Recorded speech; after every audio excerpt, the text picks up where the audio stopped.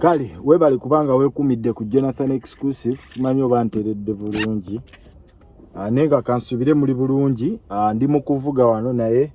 akakuba kankuttemu nenyimiriramu kansubire mweyagala mutambuza bulungi emirimu abye mukwasaganya bitambula nze Jonathan exclusive okubanga nkutuusaako akolunaku lwaleero atolina okukola kiri kimu abeera ngo subscribinga likinga sharinga olwa updates ezenjawulo ennungi ekituufu kiwetaaga okumanyako kyennyini kyetugenda netusunsula ate obulyawo netukikuleetera gwogugwo guli ogwo beera ngo subscribinga likinga wegatte ku famire yaffe ntini eno gye tulina sofa tuli bantu 2,13 naye bonna bawezerwa kuba nti tubaddewo n'embeera ey'okubanga tusubscribinga mwebale kubanga mutugoberera olunaku lweggulo nga luziba Speaker wa Parliament omukyala Anita Among yabadde ali mu lutuula lwa Parliament. Omanyi mu Parliament eyo kati waliyo olutalo olw'ekitongole ky'emmwanyi nga baagala kubanga bakikyusa ate bakize mu ministry. So enfunda nyingi oba engeri nyingi ekintu kino gye kivuddeyo ne kibeera nga bakyopozinga nga bakiwakanya n'abantu bangi bavuddeyo ne babeera nga bakiwakanya. N'olunaku lw'eggulo Speaker wa Parliament oyinza okugamba nti yakoze blanda bwe yabadde ku microphone nga tebagijjeeko n'abuuza kirakawe nti oba balina numbers mu kyo kye yabadde ategeeza nti numbers weeziri eziwagira okukijjawo ate mu kyo teyakomye okwo n'agattako nti kiraka making sure nti Abaganda tebafuna numbers because akimanya Abaganda abolyawo be basinze okubanga bapushinga ekintu kino okubanga ekitongole kino kisigalawo. So Kattikiro wa Buganda gwenkuletedde lunaku lwaleero avuddeyo n'amwanukula anga bolaba ku screen yawo. Kattikiro agambye nti Kingdom ya Buganda several advised yebuziddwako nnyo ku kitongole kino eky'emmwanyi era bannayuganda basoba obukadde bubiri abolyawo n'amaka agasoba mu bukadde bubiri agegabeerawo oba gegawangalira ku kirime ky'emmwanyi ekyokuba kino gavumenti obolyawo kyeyagala okubanga eyingira. N'agamba nti apparently scrapping UCDA is a punishment against Baganda. Mukyo kyategeeza nti okujjawo ekitongole kino obolyawo kigenda bbanga kibonerezo eri bannayuganda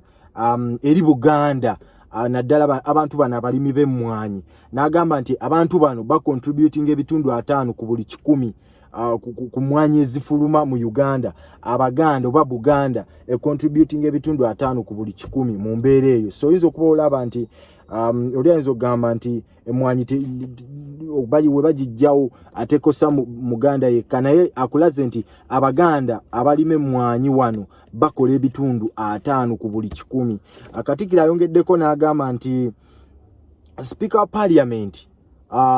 nti olwokuba Speaker wa Parliament n'ababaka abalala bagenda maaso n'okubanga bagezaako okubanga balwanyisa ekintu kino mukyo nti Speaker wa Parliament oba olyawo Kattikiro amunokoddeyo ate oba olyawo nga teyali munokoddeyo singa statement eyo teyabaddewo njagala weegendereze bulungi naye avuddeyo n'amuleeta mu nsonga eno n'agamba nti agambye nti since Speaker Anita Among n'ateeka mu bracket and those who support scrapping UCDA see the amendment bill as a victory against Baganda. Tukagenda empola mukyo kyagamba nti olw'okuba Speaker wa Parliament n'abantu abalala bagala okubanga bajjawo UCDA bo bagenda kubanga bakirabanga victory ey'okuba nti balwanyisiza Obuganda. Oba nfuna nti Speaker wa Parliament essaawa ya leero Kattikiro amutwala nga alwanyisa ekitongole kino kiveewo era bwe kinaavaawo ejja kuba victory eri abo ababadde bagenda maaso n'okubanga balwanyisa Abaganda. Onfuna kale weewuunye nti Speaker wa Parliament ate akadde kana ali mu mboozi ezibeerawo okuba nti agenda maaso n'okubanga alwanyisa Obuganda.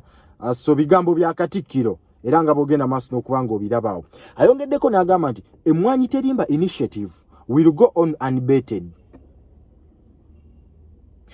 I urge Baganda and other Ugandans to continue growing coffee. Your livelihood is more important than motives of present day politicians. Mukyo kyagamba nti bannabyabufuzi